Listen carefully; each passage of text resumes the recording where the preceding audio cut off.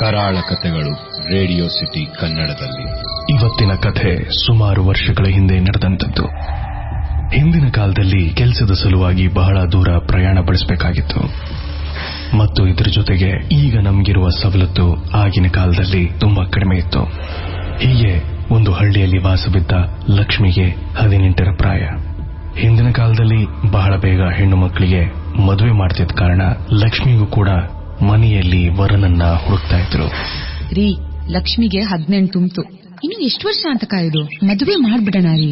ಹೌದೇ, ನಾನು ಅದೇ ಆಲೋಚನೆ ಮಾಡ್ತಿದ್ದೆ. ಮೆಟ್ರಿಕ್ ಪಾಸ್ ಆಗಿದ್ದಾಳೆ, ಮನೆ ಕೆಲಸ ಎಲ್ಲ ಕಲ್ತಿದ್ದಾಳೆ, ಸಂಸಾರ ಸರಿಯಾಗಿ ಮಾಡ್ಕೊಂಡು ಹೋಗ್ತಾಳೆ ಅಂತ ನಂಬಿಕೆ ನನಗಿದೆ. ಗಂಡು ನೋಡೋಕೆ ಶುರು ಮಾಡ್ಬಿಡೋಣ.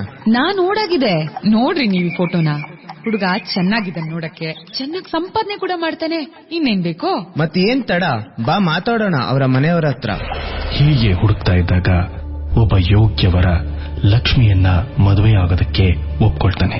ಮದುವೆನೂ ಆಗುತ್ತೆ. ಮದುವೆಯಾದ ಕೆಲವು ದಿನಗಳ ನಂತರ ಲಕ್ಷ್ಮಿ ಮತ್ತು ಅವಳ ಗಂಡ ಬೇರೆ ಊರಿಗೆ ಹೋಗಿ ಮನೆ ಮಾಡಿ ನಿಲ್ಲಿಸ್ತಾರೆ. ನೋಡ್ ಲಕ್ಷ್ಮಿ, ಈಗ ನೀನ್ ಚಿಕ್ಕ ಹುಡುಗಿ ಅಲ್ಲ, ಮದುವೆ ಆಗಿದೆ, ಹುಡುಗಾಟದ ವಯಸ್ಸು ಮುಗೀತು. ಈಗ ಸಂಸಾರ ಮಾಡ್ಕೊಂಡು ಹೋಗ್ಬೇಕು, ಸರಿಯಾಗಿ ನೋಡ್ಕೋಬೇಕು ನಿನ್ ಗಂಡನ್ನ, ಸರಿನಾ? ನೀನ್ ಏನೇ ತಪ್ಪು ಮಾಡಿದ್ರು ನಿಮ್ಮಮ್ಮ ಏನು ಹೇಳ್ಕೊಟ್ಟಿಲ್ಲ ಅಂತಾನೆ ಹೇಳ್ತಾರೆ. ನಮ್ಮ ಮನೆತನದ ಮಾನ ಮರ್ಯಾದೆ ಉಳಿಸೋ ಜವಾಬ್ದಾರಿ ನಿನ್ ಮೇಲಿದೆ. ಈಗ ಬೇರೆ ಊರ್ಗೂ ಹೋಗ್ತಾ ಇದೀಯಾ, ಅಲ್ಲಿ ನಾನಿರಲ್ಲ ನಿನ್ನಂತಿದ್ದಕ್ಕೆ. ನೀನೇ ಎಲ್ಲ ನೋಡ್ಕೋಬೇಕು, ನೀನೇ ತಗ್ಗಿ ಬಗ್ಗಿ ನಡ್ಕೋಬೇಕು, ಸರಿನಮ್ಮ? ಹೊಸ ಮನೆಗೆ ಸ್ಥಳಾಂತರ ಆದ್ಮೇಲೆ ಲಕ್ಷ್ಮಿಗೆ ಒಂದೆರಡು ದಿನ ಮನೆ ಸರಿ ಮಾಡೋದೇ ಕೆಲಸ. ಕಾಲ ಹೀಗೆ ಕಳೀತು. ಇವರು ಸ್ಥಳಾಂತರಗೊಂಡ ಕೆಲವು ದಿನಗಳ ನಂತರ ಲಕ್ಷ್ಮಿ ಮನೆಗೆ ಓರ್ವ ಹೆಂಗಸು ಅರಿಶಿಣ ಕುಂಕುಮ ಇಟ್ಕೊಂಡು ಹೋಗುವಂತೆ ಕರೆಯುತ್ತಾರೆ. ಹಾಗೆ ಮನೆಗೆ ಬಂದ ಅತಿಥಿಯನ್ನ ಸತ್ಕಾರ ಮಾಡಿ ಸಂಜೆ ಅವರ ಮನೆಗೆ ಬರೋದಾಗಿ ತಿಳಿಸ್ತಾಳೆ.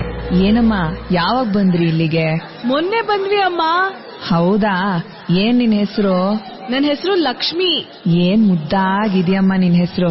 ಆಯ್ತಮ್ಮ, ಮನೆಗ್ ಬಂದು ಅರ್ಶಿನ ಕುಂಕುಮ ಹಚ್ಕೊಂಡು ಹೋಗುವಂತೆ ಬಾ ಸಂಜೆ, ಆಯ್ತಾ?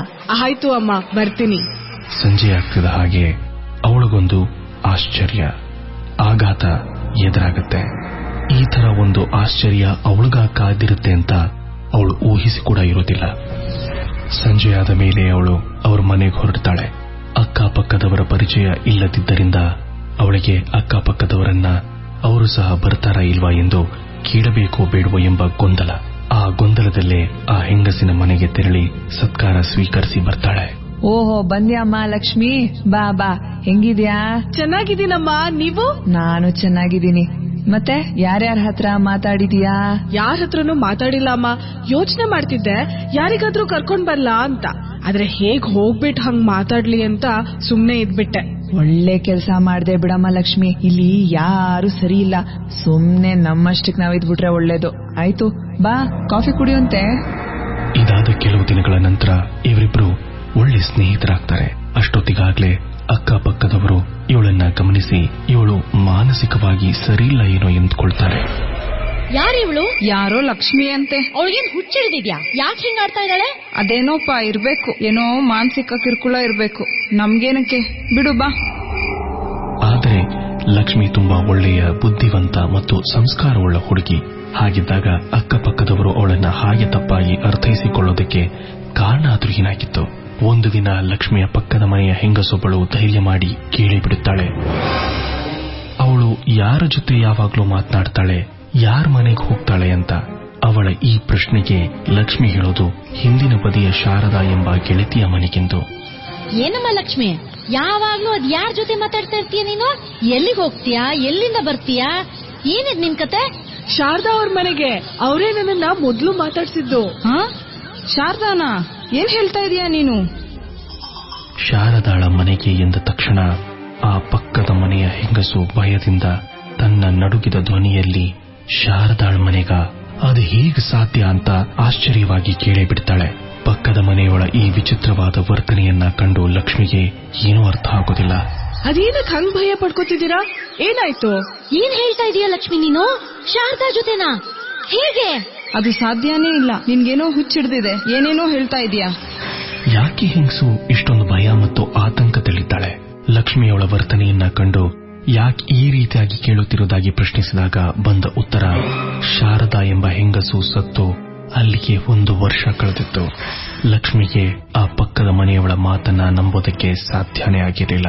ಇಷ್ಟು ದಿನ ತನ್ನೊಂದಿಗಿದ್ದು ಶಾರದಾಳ ಆತ್ಮ ಎಂದು ಲಕ್ಷ್ಮಿಗೆ ಒಪ್ಪೋಕ್ ಸಾಧ್ಯನೇ ಇರಲಿಲ್ಲ. ಶಾರದಾ ಸತ್ತು 1 ವರ್ಷ ಆಗಿದ್ಯಾ?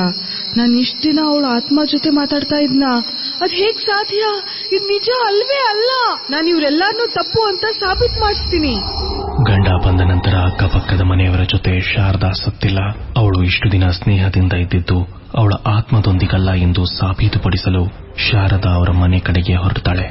ಆದ್ರೆ ಅಲ್ಲಿ ಹೋದ ಮೇಲೆ ಲಕ್ಷ್ಮಿಗೆ ಒಂದು ದೊಡ್ಡ ಆಘಾತವೇ ಎದುರಾಗಿತ್ತು. ಇಷ್ಟು ದಿನ ಅವಳು ಹೋಗುತ್ತಿದ್ದ ಗೆಳತಿಯ ಮನೆ ಪಾಳ್ಬಿದ್ದಿತ್ತು. ಅರೆ, ಇದೇನಿದು? ಶಾರದಾ ಅವ್ರ ಮನೆ ಇದೇನಾಗೋಯ್ತು?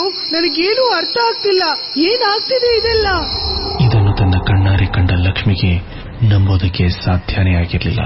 ಯಾಕಂದ್ರೆ ಲಕ್ಷ್ಮಿ ಯಾವತ್ತೂ ಅವಳ ಮನೆಗೆ ಬೆಳಕಿನ ಸಮಯ ಹೋದದ್ದೇ ಇಲ್ಲ. ಯಾಕಂದ್ರೆ ಶಾರದಾ ಅವಳನ್ನ ನೋಡಲು ಬರುತ್ತಿದ್ದು ಸಂಜೆಯ ಸಮಯದಲ್ಲಿ ಮಾತ್ರ.